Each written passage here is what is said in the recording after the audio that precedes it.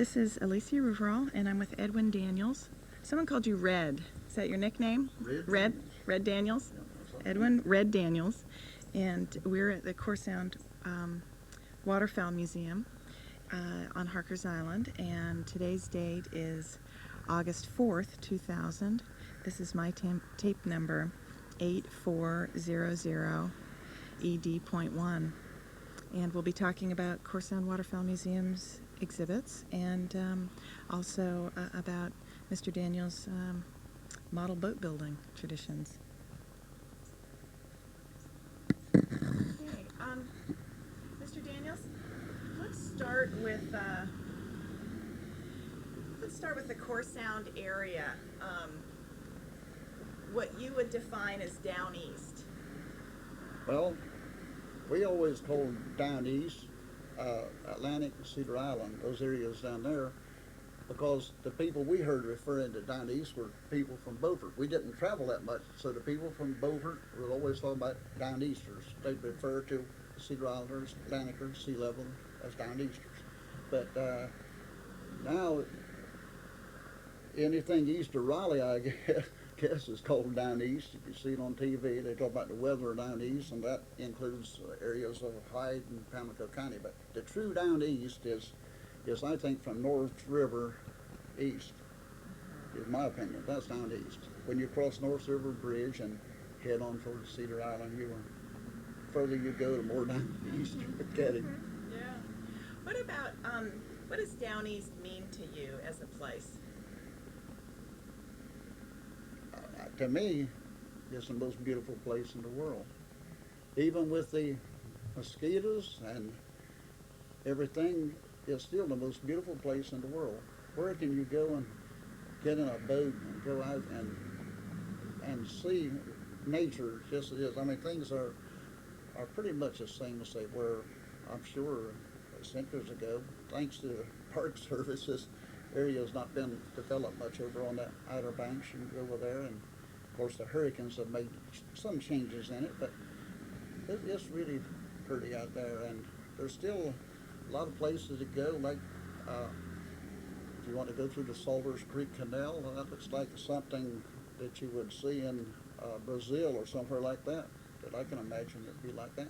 It's a canal that's dug through down near sea level that goes out to Long Bay, and it's 2 or 3 miles through there, and in the summertime when it's so hot everywhere else, you go through there, and these big trees is loaded with vines, grapevines and ivy and stuff, and those trees are covering, making an umbrella like over that canal, and it's always cool in there, real nice in there. That's a good experience. But you go out around those islands, like down at the very end of Core Sound, where Core Sound and Pamlico Sound intersect, they have 4 islands across there, named Chainshot Island and Harbor Island, Wainwright's Island, and Shell Island. At one time, I have read that Core Sound was a lake. It was landlocked where those islands are.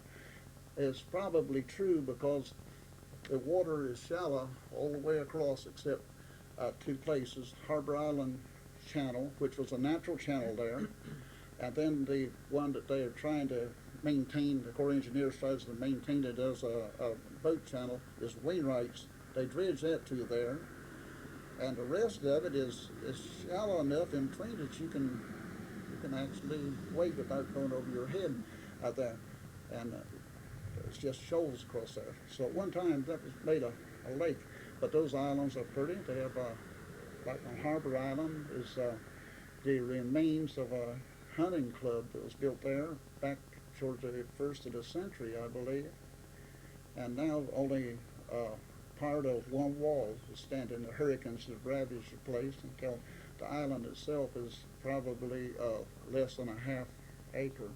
At one time it was a right big island, and people, a bunch of rich folks had that, and they maintained it as a hunting club, and there was so many geese and ducks down in that area back in those days, and they had what they call sink boxes where they would sit. Had the local guys from down at Cedar Island, Hog Island, which was inhabited at that time.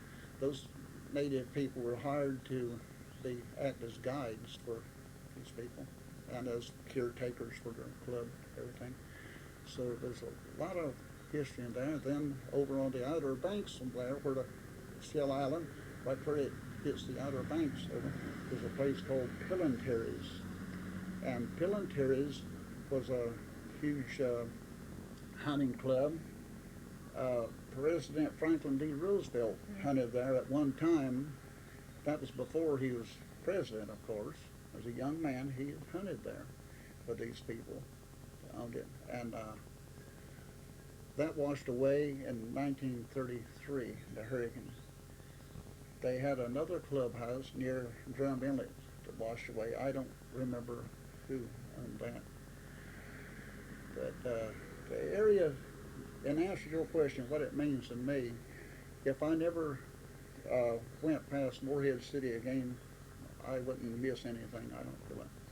I was gone from home for 4 years in the Air Force, and all I could long for was to get back down there and let those mosquitoes bite me one more time.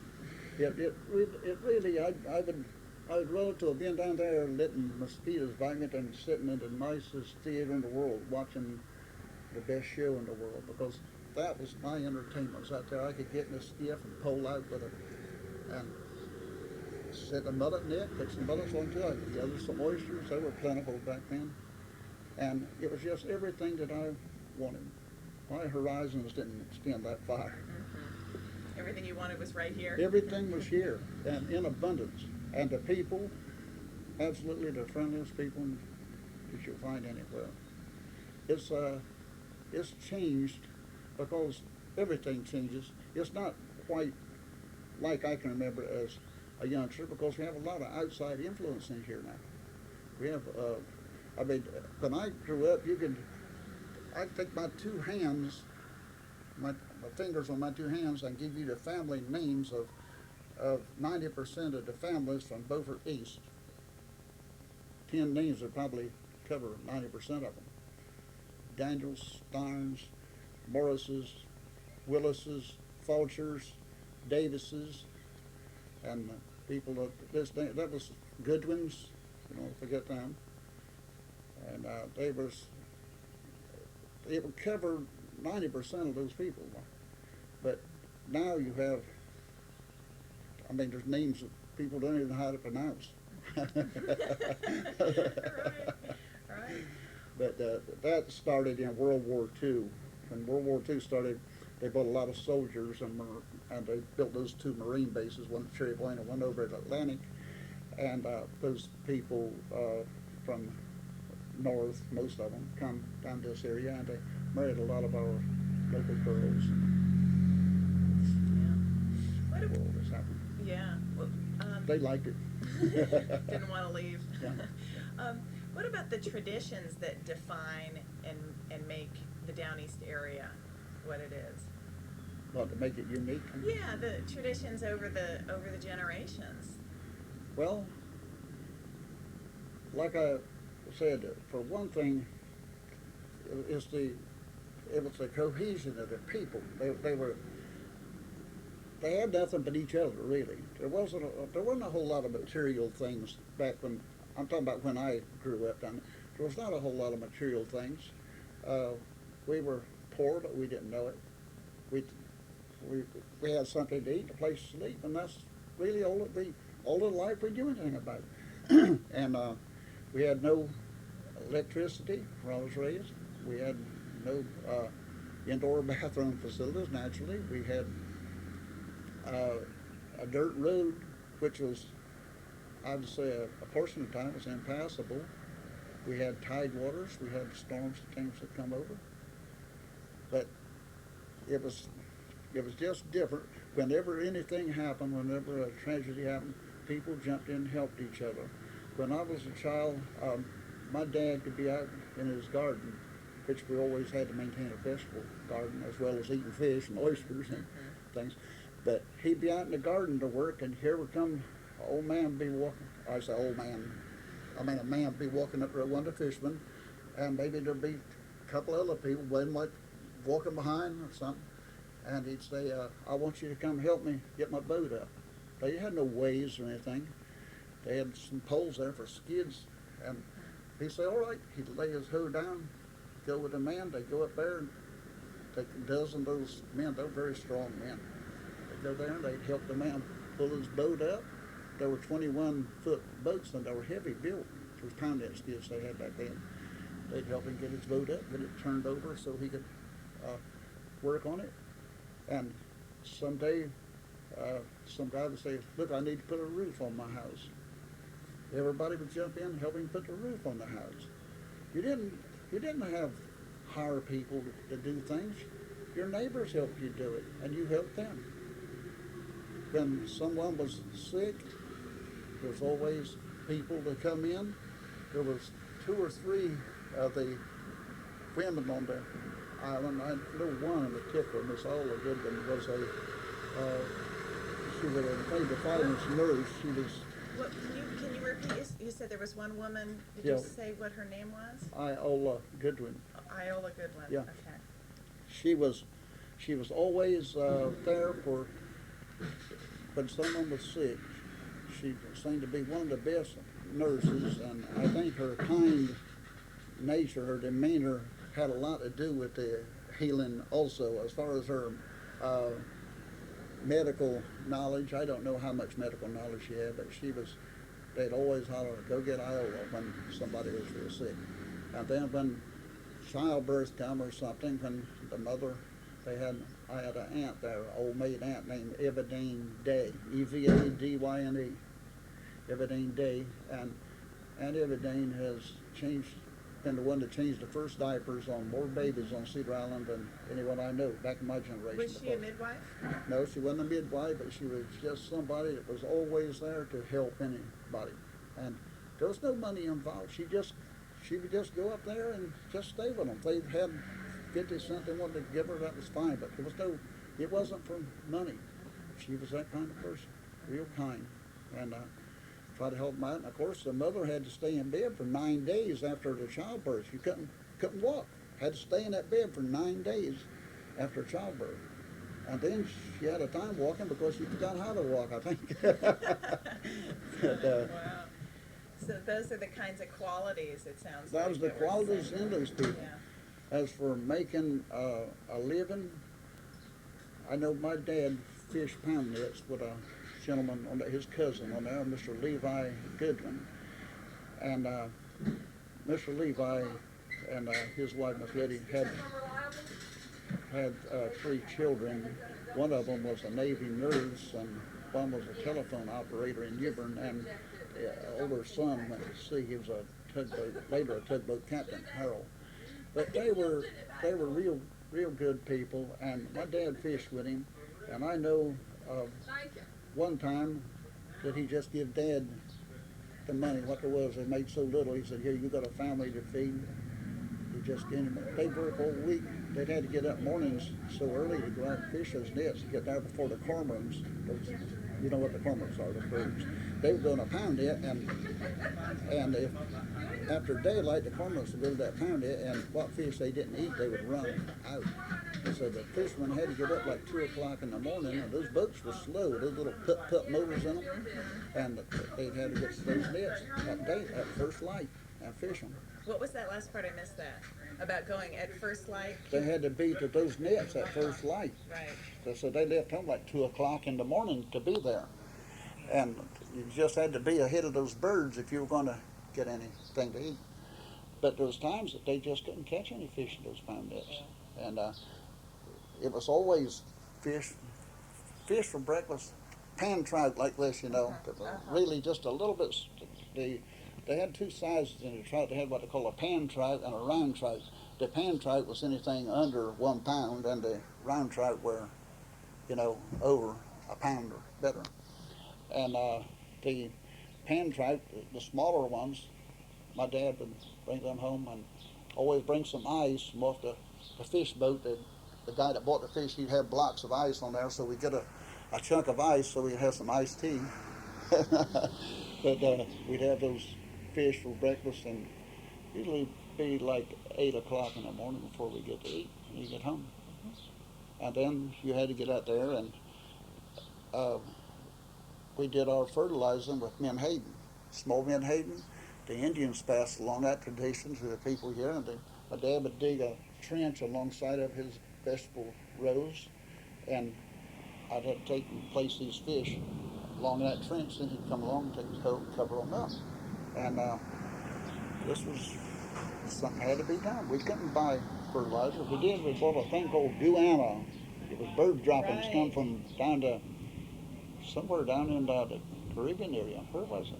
Guano Island, isn't it? Down here Trinidad or Abaca, somewhere down in that area. I can't remember. Yeah, it was made out of millions of, they say, of years of, I've read of, where the birds roost on it, and they went down and mined this, and it's, that stuff, that's where they get the name of gunny sack. You remember the sacks that they had it in? God, that was what a terrible smelling man. 200-pound bags that stuff come in. But my dad never bought much guano. Never had that kind of money. So he was a pound net fisherman. What were the livelihoods and traditions that people carried on that were really central to this area? Well, the pound net fishing was what was in when I was a little boy. I was a very frail child, and I dreaded growing up because I just couldn't imagine having to manhandle those huge stakes and to lift those heavy Pound netting, serious. pound nettings. They used coal tar mixture, and they put it in big vats and build a fire under it and boil it and put those nets in there to dip them, to preserve them. You understand that? Yeah. And it takes a heck of a man to lift that. I'm telling you, they're strong guys, and they had to be to lift all it. I was such a frail little fellow, I was ready to grow up. I said, I'll never be able to fish. And I couldn't see past, how was I going to get away from there, you know? I mean, what was I going to do? But that was the fishing. And then they had mullet nets, and they fished for mullet. But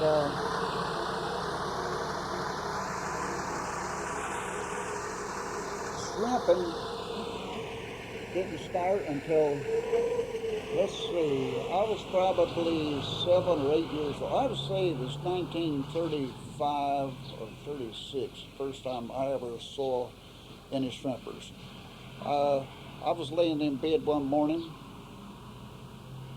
and you know, there's only about 3 or 4 cars on the entire island, and I could hear one start. Of course, I had good hearing, and I knew whose automobile it was. But I heard unusual noises that morning. It just got daylight good, and I could hear noises, and then I could hear something, and I didn't know what it was making such a noise. I'd seen 2 airplanes, I think, before, and they made a noise similar to that. But what it was these boats and people that Davis had developed a trawl rig, and they had those small boats with car engines in them, and they were down there shrimping. And they come in that bay, and they were getting aground, and it was a propeller coming out of the water racing. It was making all that noise, and my older brother went down there, waded out to one of the guys, a fellow named Bill Davis. And Bill says he was one of the first shrimpers that ever saw him. He was one of them. One of the first in the area? About a dozen of the boats, yes, but Bill's first. I think his dad was the one that made that net, made those nets. But Bill asked him, said, "Son, do you know where all the shoals are in this bay?" He said, "Sure, know where every one is." He said, "Well, how about getting on here with me?" And he said, "I'll give you some shrimp." Well, who wanted shrimp, you know? That's another story I'll tell you in a minute. But anyhow, when my brother got on the boat with him and worked with him both that morning until probably sometime mid-morning or later, they got what they wanted, they left. They had caught an old galvanized bucket out there, and it had holes in it, so naturally some fishermen had thrown it overboard. He gave my brother that bucket full of shrimp. He took them home, and my mother fixed them, but she cautioned us, don't tell anybody that we ate shrimp, because there's one old man over there that would eat shrimp, and people laughed at him. They thought he was gross, eating shrimp, you know, because there was an abundance of those things, but everybody thought they were like worms or something, so just little bugs or something. But my mother fixed those things, and I thought that was the best food I'd ever eat. And she says, don't tell anyone. Well, I had to tell my buddy Alden. I says, I've got to tell Alden about this. So I told Alden about eating those shrimp. I said, they were so good. He said, oh my God, don't tell me you people ate those things. I said, yes, we did. I said, but I'm not supposed to tell it. I'm not supposed to tell it, but Alden hadn't done. And by golly, that's the first time I ever ate shrimp. So Cedar Island people didn't really get into shrimping until after World War II. Well, those boys come back and they had to have something to do, so they started buying and building boats. That lasted for about 4 or 5 years. When I left to go into service in 1950, I think there was a dozen or more of those shrimp boats around Cedar Island. And when I come back from the service 4 years later, there was about 2 was free, was always left there. The others had sold them and got out of it. Shrimping got where it wasn't all that good anymore, so they got out of the shrimp business. Now they have some quite nice boats on there. They probably got 7 or 8 of those fishermen are doing that now. But, so when you were talking about pound nets, mullet, and shrimping, are you talking Cedar Island specific or yes, the yes. down east as a whole? Cedar Well, Island specific. well, now I'm talking Cedar Island now because that's where I grew up. Right. The people to Atlantic and Davis and think they shrimped. They started that shrimping in I'd say 35, 37, something along in that area. I was a small boy. I know it was after the 1933 hurricane. That's, I can say pre-hurricane and later, you know. But anyhow, the people in Atlantic, there's a lot of them that did shrimp all the time. They had what they call long haul rigs. You ever heard of the long haul net? Well, the long haulers hauled for a long time. I ran what they call a run boat, go out and haul the fish in for the Clayton Fulcher Seafood Company for 2 years. 1948, 1949, I ran a boat. My dad operated a boat for Clayton Fulcher to haul fish in from Cedar Island, from the pound net fishermen. He ran that boat from 1944 until, I guess, probably 1948, 49, something like that. Yep. So then you too did work in fishing for a time. Oh, I did. Yeah. Yes, Yeah. for well, not as a fisherman. I did some shrimping with my dad. 47, 48, 49, a little bit of shrimping, but I was never much of a fisherman. I left down there and went to the Air Force because there was nothing to do. There was oysters. You can't believe. I doubt you have ever seen oysters like Crew or down Cedar Island. I don't believe there's anywhere ever that they raise oysters like it. The oysters would be like, you could open one and it would be as large, the meat itself would be as large as like a stick of butter. Some of them. They would be as long as my foot, some of them. They grow like 2 and 3 in a bunch on those white shoals out there. But there was no market for them most of the time. That was the big thing with the seafood, was we didn't have markets as such. And now they've got somebody begging for those truckers are in here all the time, and there's a ready market for anything you can catch out of the water. But the market was the big problem that we had when I was growing up. But when I got ready to go in the Air Force, I was 21 years old, and I didn't have a nickel, I didn't have a cigarette. I lived to smoke, I didn't have a cigarette. And it was in January, and this friend of mine had been in the Air Force. Well, then what Goodwin done there, he'd been an ordnance man in the Air Force, and he said, armaments man. And he said, listen, you and I joined the Air Force. I said, I don't care. But I couldn't imagine putting 4 years away from my native place down there. And he joined me. And my brothers, I had a brother in the parachutes and one in the Navy, and they told me if I ever went into service to be a cook. Says those cooks have got it made. And all I could think about was, one time I want to sit down and eat all the peaches, the canned peaches, and all the ice cream that I want. One time in my life. I got in the Air Force and they wanted to send me to mechanic school. I didn't want to go to mechanic school. I wanted to be a cook. And they asked me why, and I tried to explain that do you know how to cook? I said, no, I don't. But I don't know how to work on airplanes either. Right. So I did. I cooked in the Air Force for 4 years, enjoyed it the most. Besides working in the mess halls, I have part-time jobs most of the time into NCO clubs, cooking clubs at night. And it was a good experience. I got some good cooking experience out Now, of it. And what'd you do for your livelihood once you got home? well, when I came back home, they had the best year up to that time, Yeah. the best year they'd ever had shrimping, 1953. I got home in October of '53 and got on a boat with my dad and went shrimping. We shrimped until Christmas week, and we made good for back in those days. We made like anywhere from $70 to $90 each a week, which was good. That was good Yeah. money, you know. Yeah. And the last week we went was Christmas week.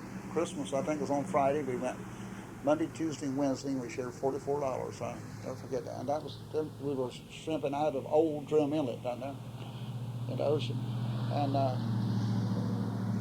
the next year we went out and we were broke down continuously. There was something You were would broke happen. down what? The engine was broke down, Yeah. or something would happen every time. And finally, in I believe it was in June, sometime in June, or maybe it was early July. We had a hard northeast wind come, and those shrimp, we could hear people talking on the radio and saying they were catching shrimp out there. And we went, and as we went out back of Harbor Island in that area, out and hit Pamlico Sound, we put our tri-net. That's a sample net you put over. Right. And our net, usually if you catch a dozen shrimp in a tri-net, you get some. But we had like 80 in that thing. Next time, I don't know, there's just so many in it. Daddy says, put it over. And we put that thing over and start dragging. We get out there, and directly the line starts going together. That shows you got a lot of weight in that net. We pulled in. We had so many. All you could see was these reddish, orange-colored legs on them. You know, the shrimp were on the Right. move. And those, Right. that type shrimp. They're nice, good shrimp. And we went to raise that tail bag up. We must have had 200 or 300 pounds of shrimp in that thing. And the rings pulled out here. They just, the end, you know, the rings where it holds Right, the that tail holds bag it together. in. Yeah. And the rings split out. And there went those shrimp just going every which way. What a shame. Then to compound that, we get the net back over, and then the engine started blowing oil out and around. It was a marine engine up around where the generator seal was. Started blowing the oil out of it. We couldn't keep any oil in it. And I told him, we went to Atlantic, went to the dock. I told him, I said, this is it. I quit. So I went job hopping. I went from job to job to job, everywhere I could get a job. And I got a job as a chef over at the hotel, the Taylor Brothers at Sea Level. I don't know if you ever heard of them, the ones that built the Sea Level Hospital and the Sea Level Inn and all that. They bought a hotel, 100-room hotel in Morehead City. And this was in 1957, they bought that. And they spent a lot of money on it and had that thing. Oh, it was the most beautiful thing, and it made a convention hotel. They didn't have one. They didn't have anything developed out on that banks. They had one hotel out there on Atlantic Beach called the Ocean King, and that it was made out of cement blocks, and that thing had split, the size of it had, and eventually it burned down. But that was the only hotel, big hotel they had down this area. And they got a real good manager down there, and he would book like sheriff's conventions for all these organizations. And they hired me as a chef in there, and I worked, I think, about the hardest I worked in my life. I run that kitchen that summer, and I got a call to go to Cherry Point to that apprentice school. I had applied for that naval apprentice school. Right. And I got a chance to go in there the 8th of September 1958. I went to that apprentice school, and I didn't leave. I stayed at Cherry Point until I retired in 1985. Wow. Yeah. Yeah. And that was good. My family fared a lot better than they would have if I'd been on fishing or something. But And was that pretty common at that time to start moving into service industry or Cherry Point because of the fishing industry's changes? the fishing industry has, since I've known, the fishing has, we've had good years, we've had bad years. These scientists will tell you that such and such type fishery is stressed and all this, but the way I've seen it, it'll take care of itself if they leave it alone. I think the more they mess with it, the more of a mess they make. However, I got sense enough to know that you can literally destroy anything too, but I think they got too many regulations. It's too much going on out there. Too much harassment for the fishermen. I don't know. It's just it don't seem right to me. I think it'd be better if they would let the fishermen have more input in what the fishers, right. marine fishers does. I've heard a number of people say that. Yeah, the actually. fishermen should have more input in that, and I don't know. It's just not. It's just not right. It's not helping the fishermen. Yeah. Anything. Let me ask you this: how can the museum represent the kinds of stories that you've just told me? How can the museum kind of make the culture and history of this area come alive for people? What would you want to like displays and things? Yeah. What kinds of exhibits should they have up at the museum? Well, they can have. Well, first of all, I'm not a member of that museum of that this thing, and so I don't really know what I put in there.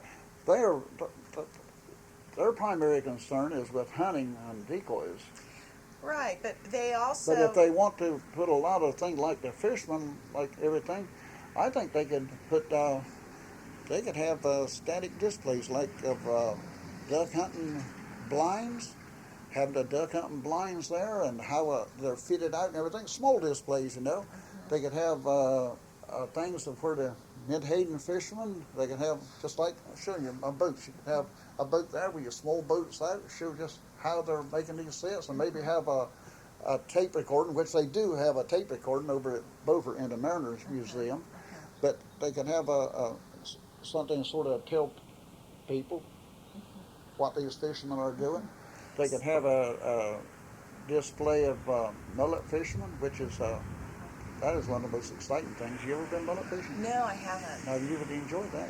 When you get right overboard out there with that nets, fishing shallow water, you know, you get overboard and you pull those nets up. Those mullets are jumping. It's the only fish we have that, well, it's the most jumps the most of any fish. Mackerel, naturally, and trout and blues do jump under certain conditions, but this doggone thing, it's just natural for him to jump. So if you get a net full of fish.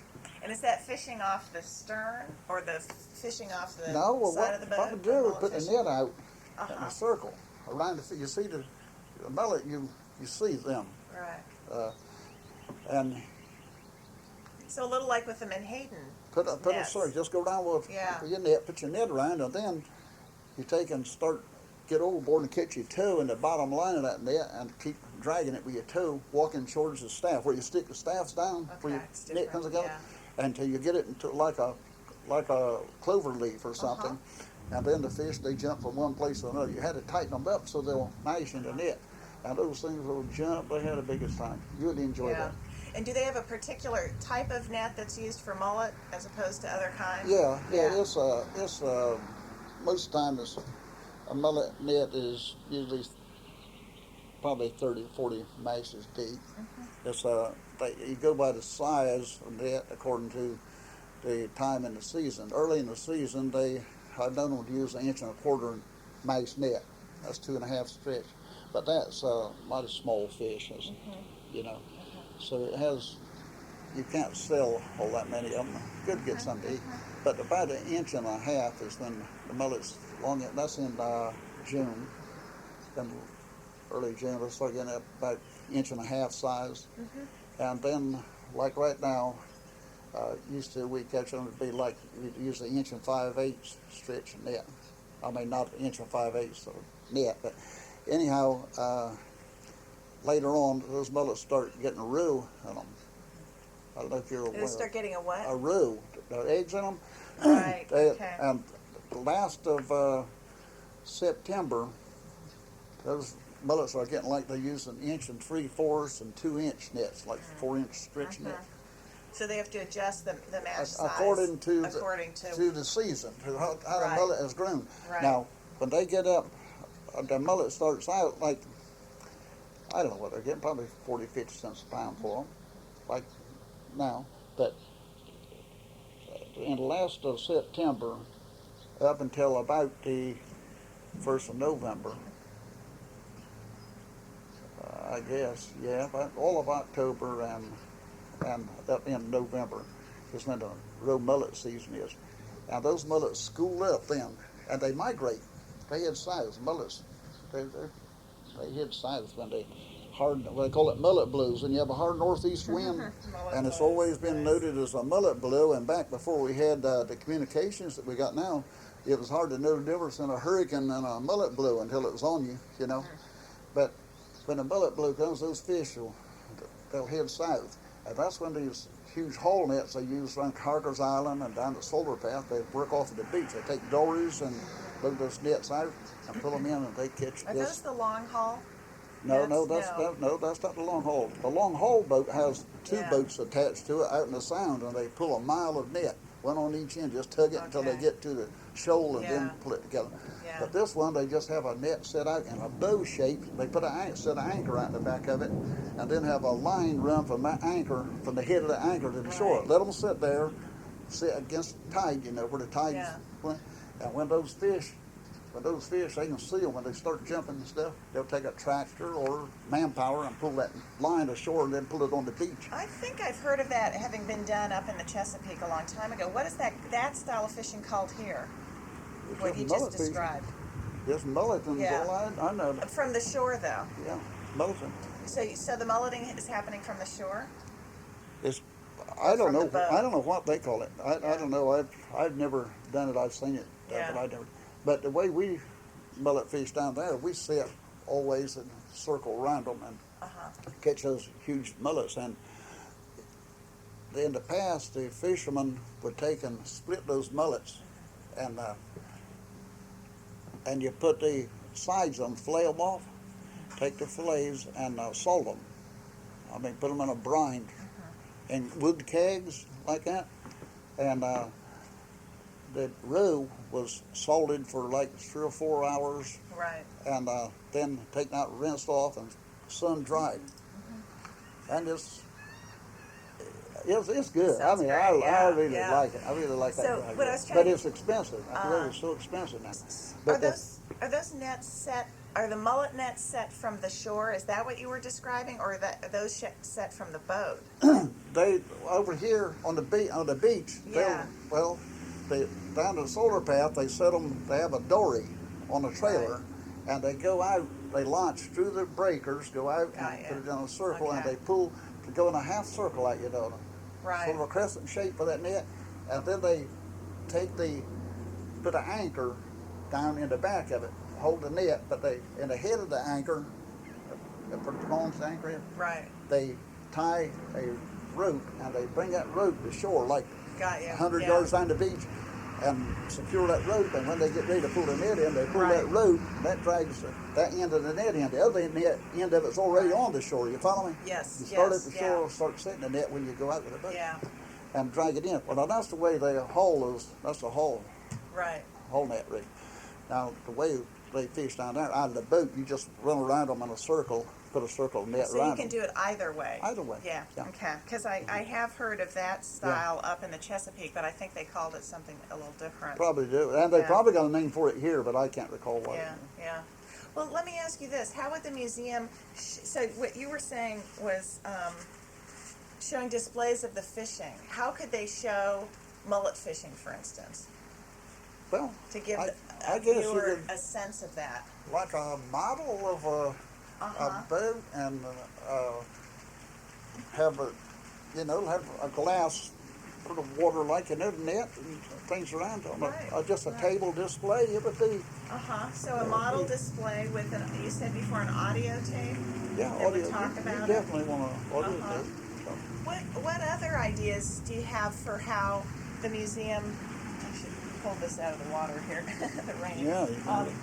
What other ideas do you have for how the museum could represent Cedar Island traditions? I don't know.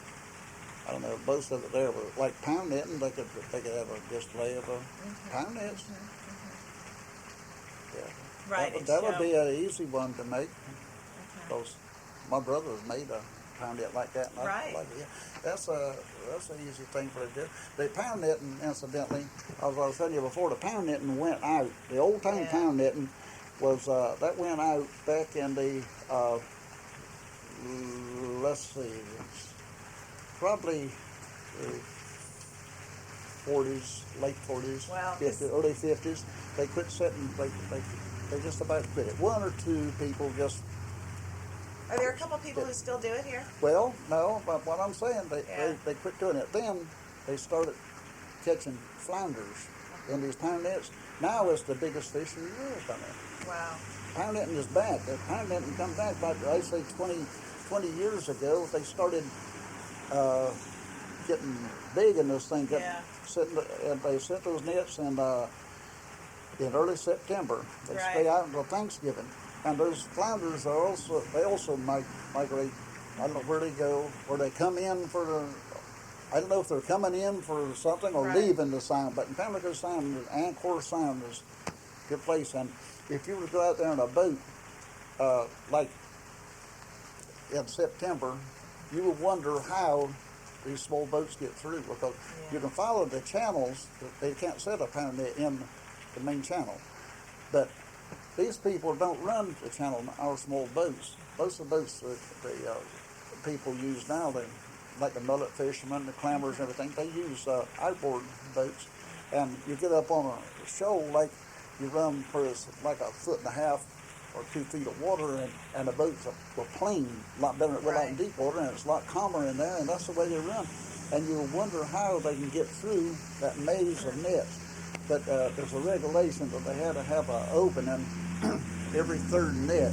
They had to have an opening where a boat could get through. And they had to have it well marked with something. You know, in the Chesapeake 10 years ago, there were still a number of pound netters up there who had continuously pound netted throughout that time period. So I think it was going down at that time. It was going out. I don't know if there's still, I think there's probably still some, but it was already diminishing, declining.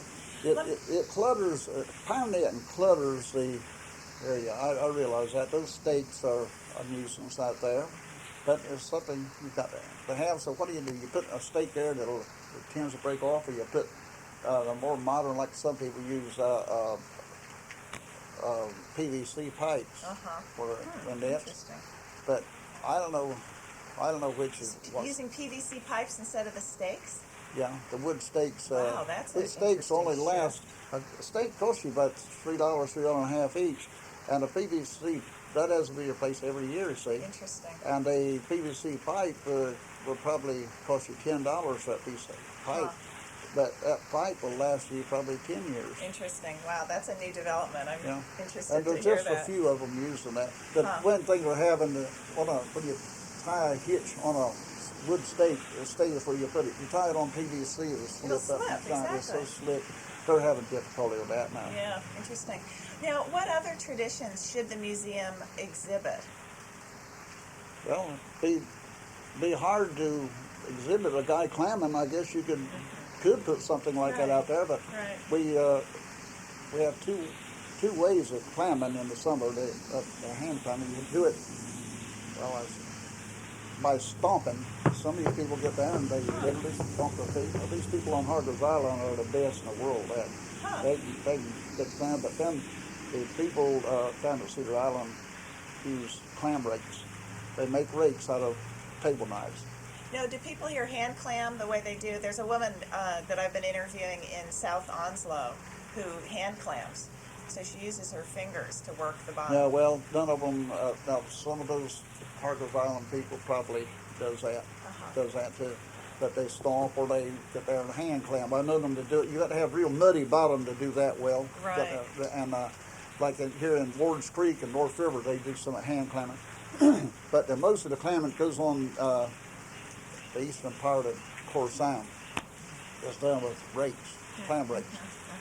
And then in the wintertime, they have a clamming that I don't really like that. They kick them out with the propellers of the boat. They have a big, heavy thing. It amounts to a dredge, which is not a dredge, it's a net, but it's loaded with, this darn thing is loaded with chains and so much lead on the bottom of it, and then it's got a steel cage back of it that'll weigh 500-600 pounds. And they put troll doors on each side of the boat, for to slow it down and keep that mess open. And then they have those big diesel engines.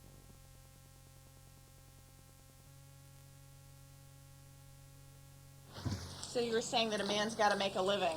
Yeah, we've got to make a living, and in the wintertime, that's about all there is to fall back on. Yeah. What about beyond fishing? What traditions should the museum be sure to include? Well, they have some good carpenters in this area, and the boat building is about gone.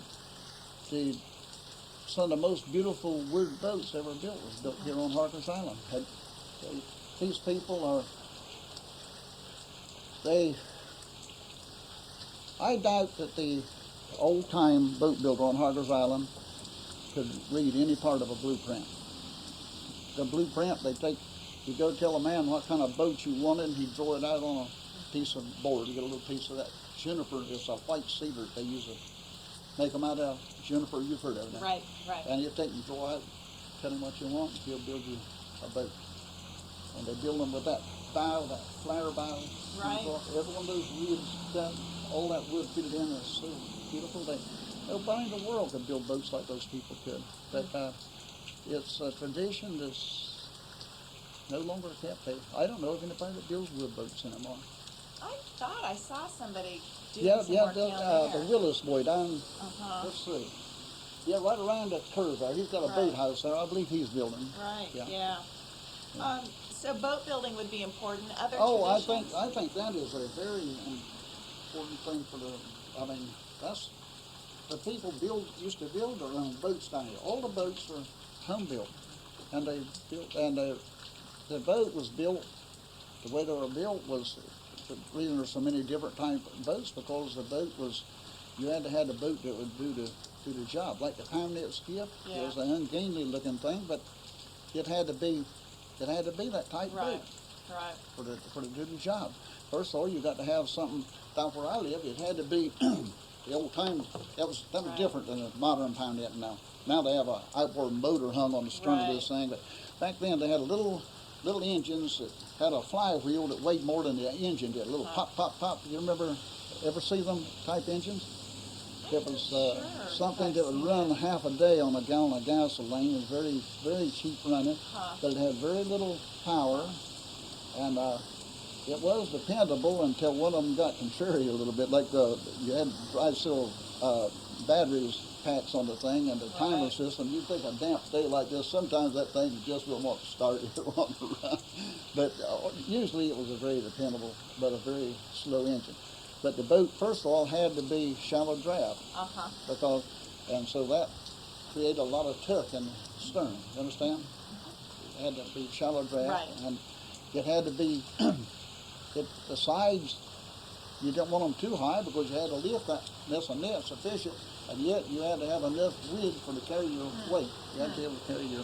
Do you think there'd be some way with the exhibit or an exhibit on boat building to show the different ways in which boats were tailored for the type of fishing? Yeah, I think they could do that. Yeah, I think because any particular ideas of how that could be shown? Well, you had, like I say, you had that was your Poundnet skiff. Your mullet skiff, back when I was a young man, that was like traditionally a mullet skiff, a 16-foot skiff, and it was a pole skiff. We didn't, you know how to pole a boat? Yeah. All right. Well, we had to pole these boats, and a man would have like no more than 150 yards of net on the stern of that boat, and these nets were handmade. We used to sit there at nights instead of we kids were fussing. We sit there and sing and tie net, make our own nets. Had a little peg there called a mash board. It was made the size of the mash, and one of those would take the skeins of twine, make a ball out of it. Then the other one would sit there and fill the needles off of the ball. Then the other one would be tying net. And if we didn't tie but a couple of yards a night. So at the end of the net mending and net making traditions too. Yeah, we had Should to- those be featured? Yeah, Yeah. yeah. I think that would be definitely a part of it. But we made our own nets and everything, but that mullet skiff. Getting back to that, this twine was linen. It's called linen thread, and you couldn't leave it out. Like if you went fishing, when you come in from fishing, so mullet fishing was done mostly at night back in them days, and men they pole all night long, stand there and pole. And the only thing that boat had in it was a pole and oar. You usually have two. They one for deeper water, and usually about a 10-foot oar. Most of the time, what you use down there. About a About what a for 10, oar? 10 feet long 10, oar. 10-foot long oar. Yeah. 10-foot long oar for poling, and you had that baler that was handmade scoop for the bail the boat, and that was about everything you had, except a jug of water. Always the jug of water. When I was younger, there was stone jugs. I don't know where they come from, but later we used glass jugs. But always had that jug of water. Man never leave short about that. So And his anchor, and that was it. should all of that be included in an exhibit? Sure. Yeah. Sure. Yeah. And that's, like I say, that did the mullet fishing thing. Then you got your pound net skiff, which was, like I described before, she was 21 feet long, but the little engine, the little old pop engine in it, and that thing had to be shallow draft naturally, but it had to be able to carry a load. And they were good in waves. They had some dead rise in them. The mullet fishing skiff was a flat bottom skiff, mind you, but the pound net skiff had some dead rise in it in the bottom of it. And then you come to the larger boat, your shrimp boat. Back when I first started shrimping, we lived on the boat. Like two men would go, and we pulled the net in by hand. Then we got that where we had the winding rig, we had a winch? well, no, not a winch. We had a what am I going to call it? Oh, is it like a donkey rig? No, it had a wooden.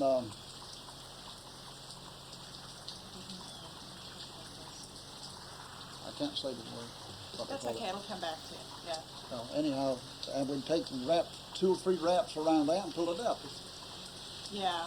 I know what you're talking Pull it about. in. It would be a way to sort of leverage it so you could pull on the line harder. No, it was a turning. What they had it geared to the engine.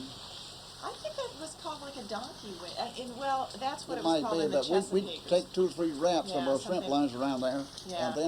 and it pull it. They let that thing pull the net in. And it was rigged to the engine to give Yeah, it it's power, rigged to the right? engine to They give had a power. comparable thing up there. I can't. Yeah. So they win this thing. But anyhow, we come up with that, and then eventually they come up with the big winches. Everybody's got them where one man can operate. Right. But back then, you had to have that on the boat, and the boat had to be where you could live on it. You had to have your bunks on there. You had to have your stove where you cook. You had to have your drinking water, everything. And you'd go out and stay easily prepared to go out a week. You'd get your food for a week going there. And it's not that way anymore. Most of them don't stay out a week unless they're on one of the cruise callers. Right. Then you had your rum boat, which they called someone called it a rum boat, some to buy a boat. That's the boat that would go out to the long haulers or to the isolated places like it was on Cedar Island or the Ocracoke and bring the fish from there to Atlantic to the seafood wholesale company. Now, what time period are you talking about here, roughly? Would this Well, now be? they still have the rum boats. Yeah. They still have these rum boats, Huh. but they're bigger than the ones I used to run. One I used to run was a 40-foot boat, and but you go out and you lived on that because I mean you had to like the run from. Can you imagine running from Hatteras to Atlantic? Wow. 6 hours each way. Yeah. Yeah. And I know old man that run that for years and years. Wow. 6 hours each way. God, he put some hours on that. Huh. But- How important would it be to include the stories of people who did the run boats? Well, he was an important part on there because he Yeah. had to. I mean, those fish had to get the market, and I've been to Ocracoke and got loads of shrimp. Have so many shrimp living on that boat. Have them piled on the outside, the boxes of shrimp. Come in, they go down, loaded up that night. What was that last part? I missed that. I'd go to Overcook and get loads of shrimp, Yeah. and we would load the shrimp on the boat about dark. They'd be iced down real good and everything. And there'd be a square dance up there, so I wanted to go to the square dance. And this friend and I, he had a girlfriend down there, and he'd go down on Saturday and come back Saturday night with me. After the square dance, we'd leave and come to Atlantic. It took about 3.5 hours. And I can see Mr. Clayton Fulcher now. He wore one of these white hats, sort of a corn hat, you know.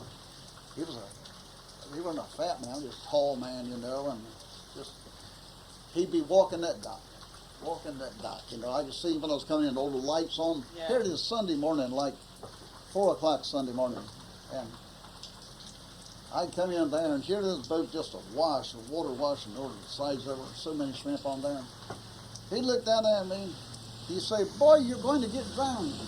You're going to get drowned." I said, "I'm not going to get drowned." He said, "You are." He said, "You are down that sound with this boat loaded at night. You're going to get drowned." I said, "What am I going to tell Arlie?" That was my dad, Arlie Dan. He said, "What am I going to tell Arlie when this happened?"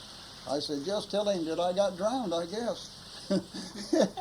I said, "But look, where you find that mass of that boat, you're going to find me hung to it." He shake his head, then he give me a $20 tip for going down there. He thought the world of me, but I know I was an aggravation to him because I should have got the shrimp and come on in, you know. But I had to have a little bit of spice in life. That was, Right. but that was a rum boat. Now then, another boat now that we haven't talked much about is the long haul boat. Now Atlantic Harbor had at least, I'd say there was at least a dozen crews of long haulers. And a long haul crew consists of 6 men, 3 men on each boat.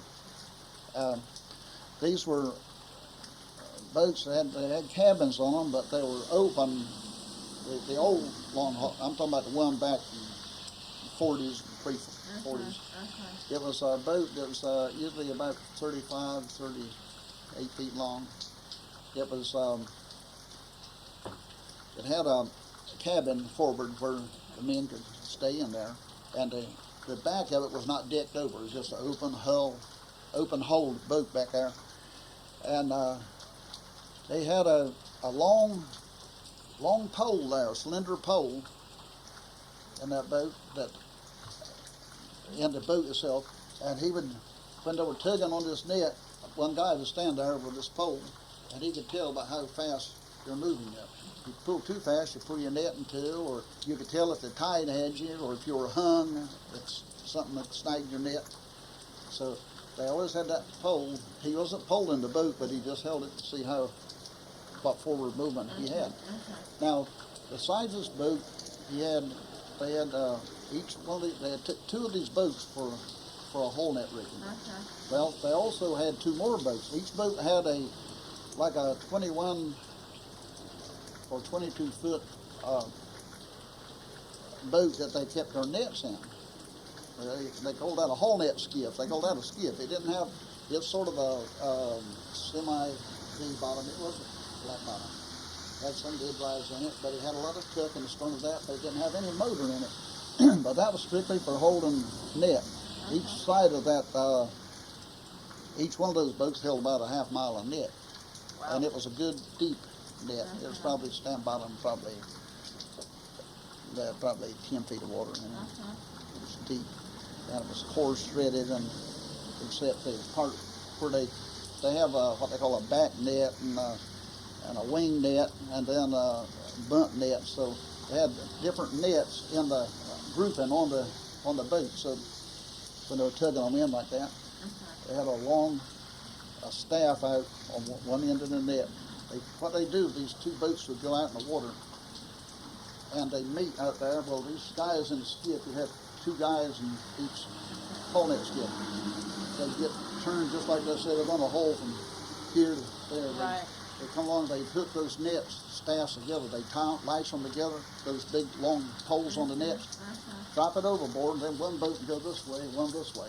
Go off in a semicircle, go off like that, and then they start tugging for if they had a definite goal over there where they were going. Where they were going to this shallow area, because they had to get overboard to be able to fish it. They had to have like waist deep water. was ideal for it. So they'd pull like that and tug until they got those nets to the, when they come to the shoal, start coming to the shoal, then they start coming together. One of these whole skiffs would go and he'd stick an iron post. They call it the augie post. Now I don't know what the augie post, I don't know why, but this was an iron post, galvanized, piece of galvanized pipe, about 2.5 inch galvanized pipe, and it had wood plugs driven in the end, one of them was sharpened off, and they would put that thing, work that thing in the bottom, and they would come, and when the nets come together, they'd tie it there. Each one of those nets, they'd tie it there. Then he'd go out, each boat would go back out, and like if you had 300 yards of net, he'd go back out about 300 yards and come up alongside, and he would get the end of, they'd have a buoy is a floating where it was tied together, and there'd be a staff there. He'd come around, he'd untie that, get a hold of that other staff and pull it. These guys in the meantime would start pulling the net in. As he kept tugging that other net, these guys would pull the net that was just laying there. They'd been drug in, pull that in the boat. So that's what they did. That's what they called cutting out the net. And then they had a net in there called the bunk net. That was a real coarse, finer mesh net, maybe an inch mesh, but it was real coarse twine, and it was real heavily leaded, real heavily corked. And that's where the final, and it was very deep, like probably 15 feet deep. And that was the last piece of net to come by. And that come by, that staff, you just leave a little pool of fish there, and then you take that staff and lay it up on that rum boat. The rum boat then would come alongside, put that staff up there and lash it on the side of the rum boat, and then you'd have the corks up front and the lids up back, and your fish all down between. Then you start bailing the fish. Keep pulling the net up in the whole net skiff, keep pulling it till you harden it up till you get the fish. You didn't want them to get too solid in there, you couldn't bail them there. Right. Somebody stand there. That's where my job come in then, because I was running the boat and start hoisting fish. And the basket had a wire basket, and one guy, usually the captain of one of the boats, would be in there dumping the fish. He'd dump them and throw the ice. We always had plenty of ice in there. Throw the ice on them. And what time period would this have been that you were doing this? This was in summertime. They still do it. No, but I mean year. What year was this? I was doing it in 1948, 1949. And when did that go out? It hasn't gone out. They still long haul. Yeah, wow. They still long haul. Yeah. Really? Yes, there's still a few crews of them doing that. Huh. Yeah. And where are those crews out of? Atlantic. Huh. I don't know if anybody hauling except for people to Atlantic. Jonathan Robinson down there, and what were those names again? Jonathan Robinson and Buster Salter. And let's see. By golly, it seems there should be somebody else, but I don't know. But I know there's those two that should be. Huh. Interesting. Oh yeah, Danny Mason. It seems like that would be important too, because that's gone on here for. Oh yes, that's a very, very important fishery, and it's a very interesting thing. Yeah. And you have those guys. Now they, like I say, there's 3 people, and they sleep on those boats. Back when I was hauling, they go down. They haul traditionally down around Wallace's Channel, not in Wallace's Channel, but off there, a place called Royal Shoal, between Portsmouth and Okotoks, out in Pimlico Sound. The whole Royal Shoal and Schooner Shoal, they call it, and then around Portsmouth Island, and then sometimes they go around Point of Marsh, around the mouth of Moose River. They had like a dozen or so crews doing that back when I was running this boat, and they would draw straws to see who would haul such and such a place. There was no argument among the fishermen because they determined on the weekend they go there. Sometime after they come in, they go down and draw the straws to see which one would haul where and on what day. Right. I mean, you might haul this place a day, but those places were continuously being hauled. Now that was another thing I was trying to tell you about the nets. But those nets, when you quit fishing, those nets were were washed down in lime water. You take lime and put it in there, and it served two purposes. Well, number one, I think, was a preservative, and of course they got some of that fish scent out of that too. It cleaned your boat. That lime helped clean your boat as well as clean your nets. But they had to be limed and then covered. More recently, since they come out with this different type of net, you had to keep them covered because the sun will rot that nylon. You had to dip it. It's somewhere along the line, right? Did They do dip those nets. They have a preservative they put some in.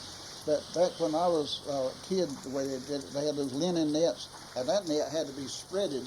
They had long poles put up. They had some poles in the ground and then some poles tied to them, and they'd go around, they'd hang that net on there to dry it? To dry it. To dry it. That net had to be dried because it would rot. And then and when you're saying linen, are you meaning cotton nets? That was cotton. Basically? That was cotton nets, but they don't have them anymore. Then they come out with the nylon nets, and then of course the monofilament. Right. Recent one. Let me ask you this: beyond fishing and boat building, what other traditions should the museum feature? Well, I don't really know. Right now, things have started getting more tourist oriented down here than it was when I was a kid. What about things like music, storytelling? Well, the music thing. Model boat building. Yeah, the music thing was. I think that the people in here loved country music. That was about all we heard.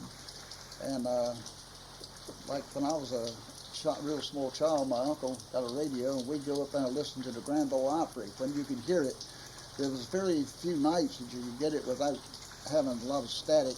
You know, you don't know what static is on radio, do you? Well, no, I do. I get it on mine. Well, you could get there, and I remember we'd had to sit just as still, you know, and listen and hear Roy Acuff and Minnie Pearl, all these people back, and they were our heroes back then when I was a child, and that's why I become interested in playing. The first guy that, well, the best guitar player we had around Cedar Island was a boy named Leonard Goodwin. Leonard learned to play a guitar on his own. I mean, his brother bought a guitar there, and probably bought a little sheet of paper, showed the chords. I'm not sure about that. I don't know how certainly he saw something to learn those chords. But Leonard had a bad speech impediment. He stuttered the words of anybody I'd ever seen when he was a kid. He had the first stuttering problem of anyone, and he could sing as pretty as anybody you've ever heard. He never missed a word in singing. Now, I had an incident when I was in the Air Force. I used to play some with a guy over on Okinawa named Mel Tillis. You ever heard of Mel Tillis, the guy that stutters? Well, he was a baker and I was a cook over there, and we used to play together. And I wondered how that guy got in the Air Force, because he stuttered. And I just couldn't see how he could get in the Air Force like that. But Leonard stuttered much, much worse than him. But now Leonard has overcome a lot of that because I don't know if he went to therapy or what, but in recent years he's got where he can talk better. Leonard is probably 75 years old now. But he could play, he could really play a guitar and sing the prettiest. Mel Tillis told me that he went to therapy and he got away from it because he can talk to you just like you and I sitting here talking, but he has to include that stuttering to make his make it interesting. You know, that was his trademark, old stuttering Mel. But we had a guy in Atlantic named Roby Fulcher. Roby was an old-time fiddler, and he was a good fiddler, very good. And I've heard, depends on where you are, who's the best fiddler. We have one on Harker's Island named Ivy Gray Scott. And Ivy Scott was a little old man there, but he could play a fiddle, and he was really good at it. And I don't know, you go to Atlantic and everybody says Roby was the best fiddler. You come down here and people on here tell you that Ivy Scott was the best fiddler ever. Both of them were good. How important would it be to feature music? How central has that been in Down East? I don't know. I know that Connie Mason. Have you ever met Connie Yeah, Mason? I interviewed her on the project. Okay, well, I've known her Connie for and I years. played together a whole lot. Great. Yeah. Connie used to be employed by the Park Service, and their office was on Front Street in Beaufort, right across from where the Michael Smith Memorial is. Every Tuesday night in the summer, we had a music program there for 1 hour. It was Connie and an old man from Moorhead named Bob Scott played the fiddle. We had an old man from Atlantic played a guitar named Makeley Salter, and it was Connie Mason and playing the banjo, and I was playing the dobro guitar. And we had a program, 1 hour program every Tuesday night, and they had that street shut off. You know where you go in, have you been down there on the waterfront? Yeah. There? Well, all that where that parking area is in there, they would shut it off on Tuesday evening, and the people would just stand, lots of people. Yes, Great. You see people coming walking all over town like that, just walking down, and then some cars come there and just play. And it was a lot of fun. Yeah. We did that for, I know we did it 2 years, and I don't know if we did it longer. And Now, how long have you been playing dobro? it's an interesting story. I got my first guitar. My brother bought it for me when I was 12 years old, 1940. He bought me a little guitar, had a cowboy on a horse and a cactus bush sitting on it. I think he gave $3.50 for it. My company, well, no, that was a beautiful sounding little guitar. I'd sit there and I'd try to play it. I was, like I said, a small guy. I didn't have the strength for the fret the guitar good. I sit there and I just didn't get it fretted right. It didn't sound good at all. And one day I was sitting on the wood pile out back of the house, and I was there and I was making my best noise, and here walks a guy up. He's an acquaintance of mine from Moorhead. I didn't know he played the guitar. He said, "Boy, let me show you how to play that thing."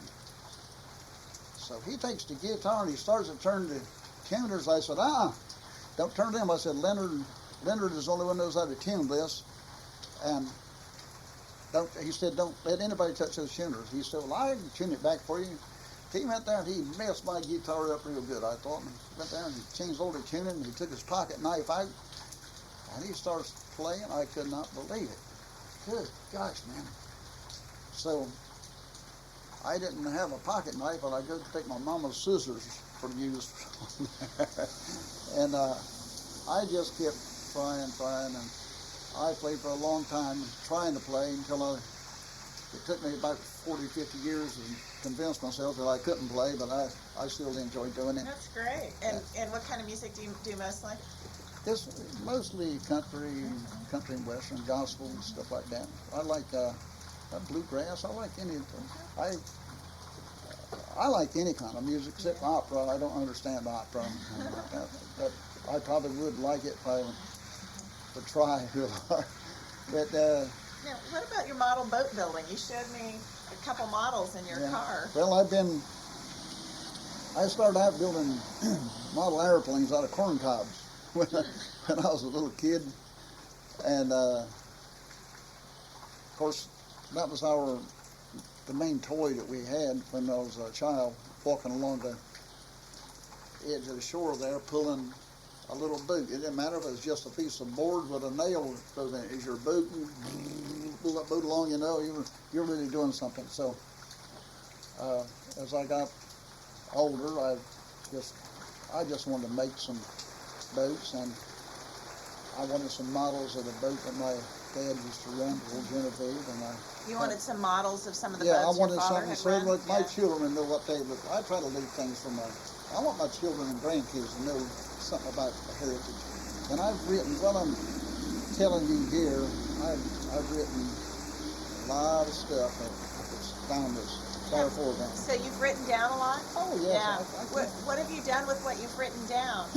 Well, I had a friend that my best buddy at Cherry Point's daughter was she worked for the Carteret County News Times. So wait, who worked for the Carteret County? My friend's daughter, Uh-huh. and he had seen some of my writings, and he mentioned it to her, and she wanted to know if she could get it for putting in News Times. So she did, and it was in the headline in the front page paper, picture of me with my dobro and some of my stories from right on back growing. It's called Growing Up on Cedar Island, and they put this. I don't know how many times it's included in there, several times in that Carter County newspaper. But anyhow, I gave her all those things, and there's some of it still around my house. It's where my kids can find it if they want it, but I have all that stuff there for them. And so I made the boats so that they would know what these things look like. You can describe it, but you can't look at it. And I want them to see what those boats were like. And little tugboats, I worked for a while on a boat up in Norfolk for a dredging company up there, so I knew a little bit about what they would look like. And I can do a whole lot better building something by looking at it than I can with a blueprint. I don't. Then you can from a blueprint? Yeah, I don't. So, I don't care anything about blueprints. I like to. I like to just look at something, get a general idea of what it's like, and if I get there and you probably see me sitting there studying the doggone thing forever, and just I'll go eyeball home it? and make it. Go home and You make just it. go home and make it? Yeah. Just like the big sailboat. I have a big sailboat I'm making now. It'll be over 5 feet long. Wow, great. And, how many models have you built over the years? I've built so many and give them away. I've never sold a boat in my life. I do it for fun, and I have a lot of people I know. I just give them a boat. Somebody comes to my house and suddenly I go on the boat, and that's the way it's always been. And I say in recent years, I've done it more recently since I retired from Cherry Point, since 1985. I've had time to do these things. But my boats are don't measure up to what James Rose. James Rose can go down. The difference in his boats and mine, I think James makes his boats. He makes cuts the sides and everything. Mine are carved. You carve yours? Mine are carved, except for the detail stuff I put on. I use Tupelo, the same stuff they make these decoys out of. And I enjoy doing that. Not all of them are pretty, and not all the boats are pretty. Those Menhaden boats, that wasn't a pretty boat to start with. I think I probably did all right on them, because made them probably prettier than the real boat is. I think that one's beautiful. Have you ever seen the one in Delaware, alongside the road, driving up Highway 13? Did you ever go up Highway 13? I don't know that I have. I don't think so. Well, they have one of them. It's a restaurant. They made a big restaurant. Going up, like you're taking that Highway 13, let's go to Norfolk, go close to the Chesapeake Bay Bridge Tunnel, and go over, like you're going up Dover, Delaware. The place up there, they have one of those big Menhaden boats that's pulled up there. She used to fish down here, this lady, and made a big restaurant out of it. I'll have to look It's for called the it. Flagship Restaurant. It's on the left going up. Flying ship? The Flagship Restaurant. Flagship. Yes. I forget what the name of the place. I stopped there and made some pictures of it because I said, this will give me some. I knew what they looked like, but I wanted to see what the shear it had on everything. And I got out there making pictures, and when I walked in, the girl said, I saw you making pictures. I said, yeah, I'm making a model. Are you making a model of it, or have you? No, I use that as something.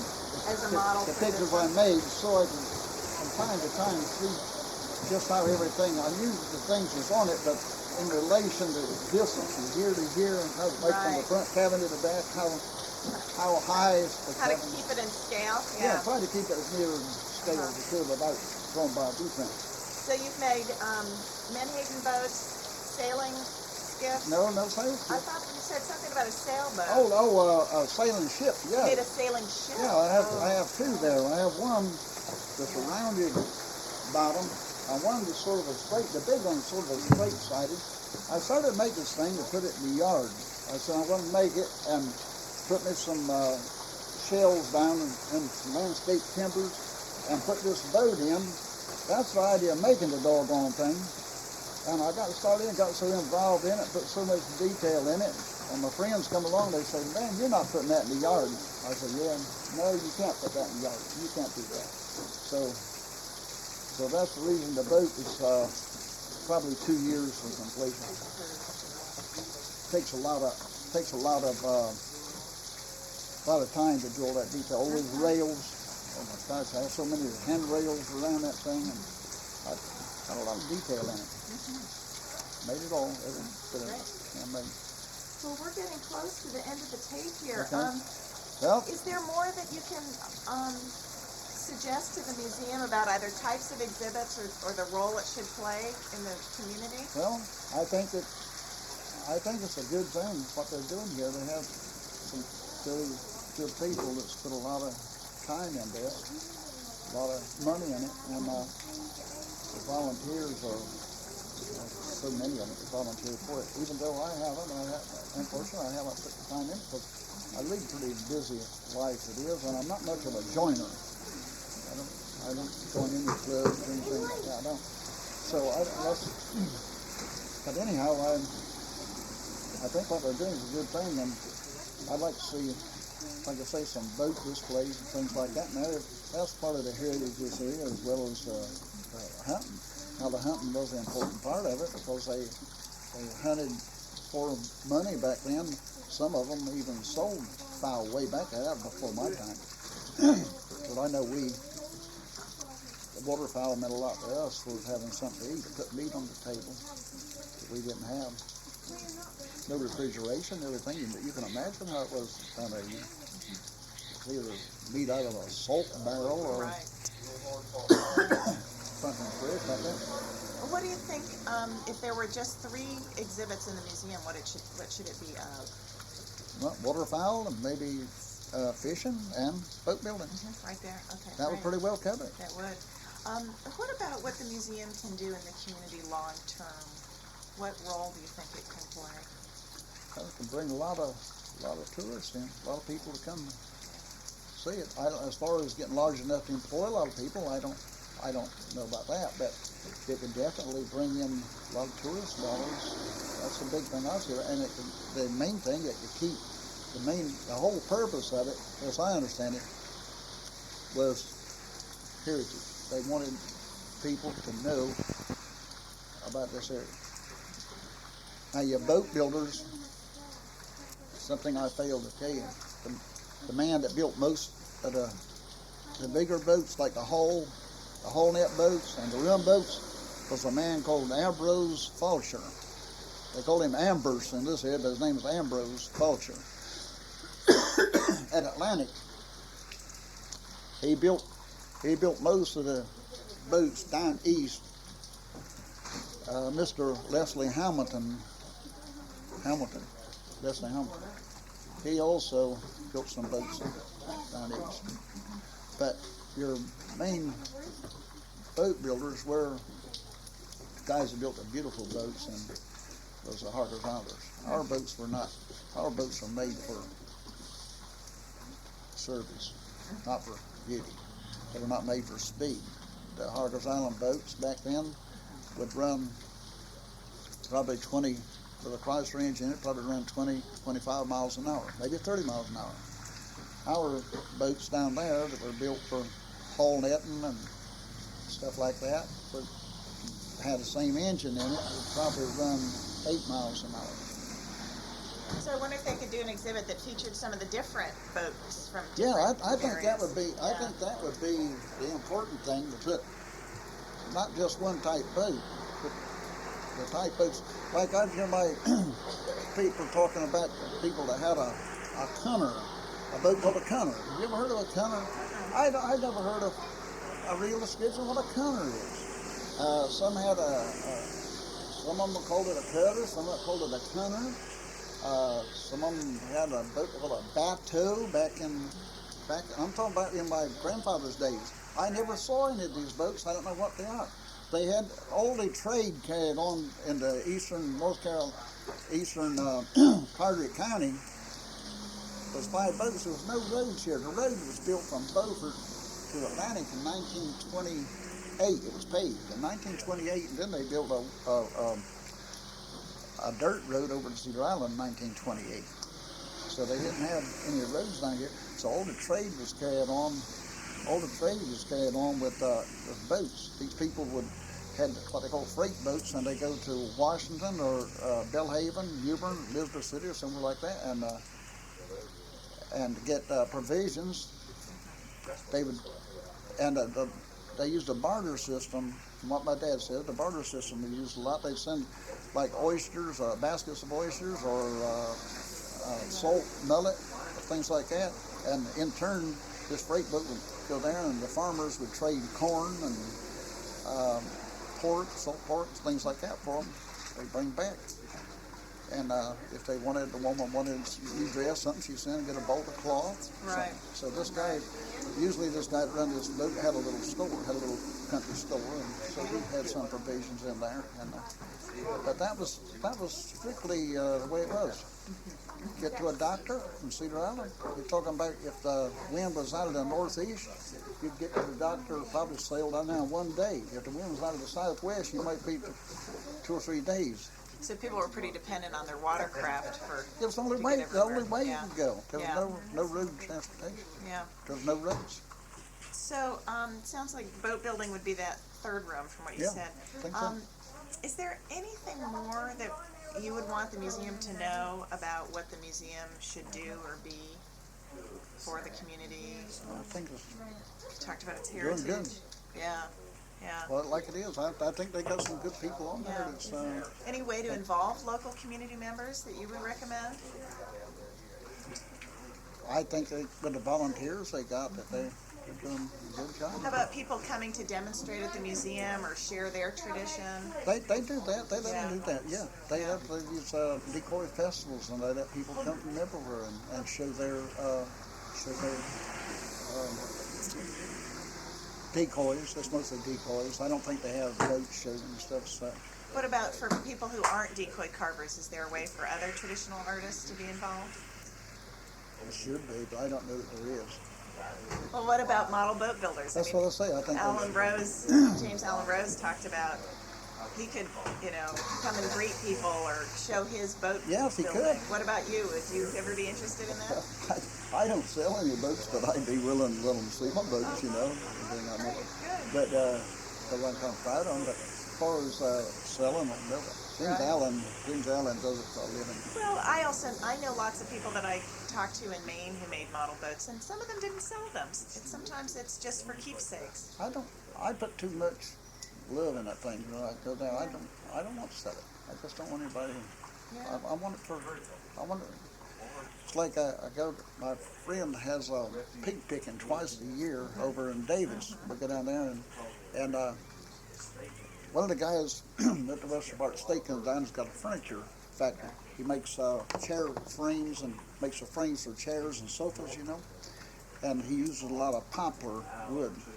And he brings the ends of those pieces of wood. It's plain, real nice, finished on the side, but it has no paint or anything, but it's planed down real nice and smooth like. And he brings some pieces of wood down from a friend to use in his stove. He has a wood stove out in his shop there. And all these people come down and I take a pin, burning pin, and make these sailboats. So you do some wood burning? Oh yeah, they sailing ships. Yeah, I love to draw. And I make these burn those sailing ships in there. Those people go nuts over them doggone. Neat, that's Burn great. them in, burn them like them old galleons and things like this. I love to make them, those star riggers.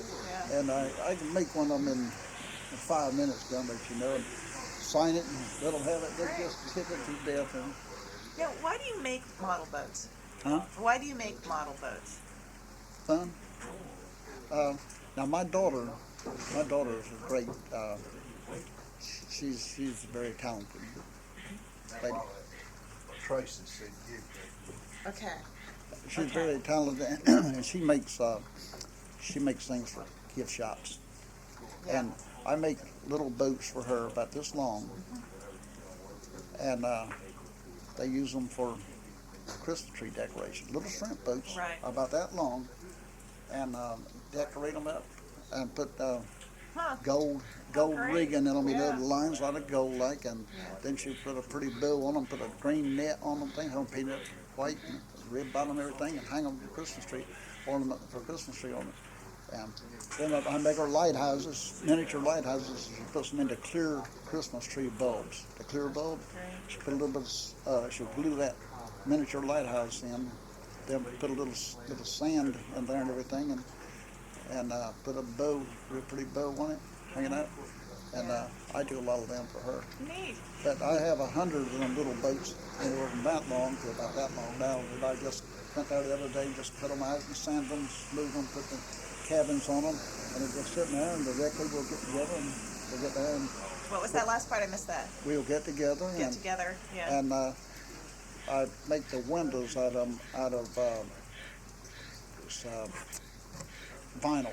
Yeah. Stick on vinyl, like cut the windows out, and because you had to use tweezers and some tedious. Fun. That's great. Good. Well, some people have talked about that the boats remind them of different parts of their history or their family's history. Do the model boats serve that function for you? Yeah, I think so. Yeah, Yeah. it's just Or is it like I mostly the tell you, fun of the it? things that I love about down here, and Yeah. I can visualize these the people back those days on them boats and everything. There's one boat that I never did make is a sprit sailboat. James Rose makes a lot of them. They're pretty. Maybe it's time for you to make one. Well, like I tell you, I carve them, so it's hard to make a Right. open hull boat when you're Right. carving it. You Yeah. understand? Yeah. Exactly.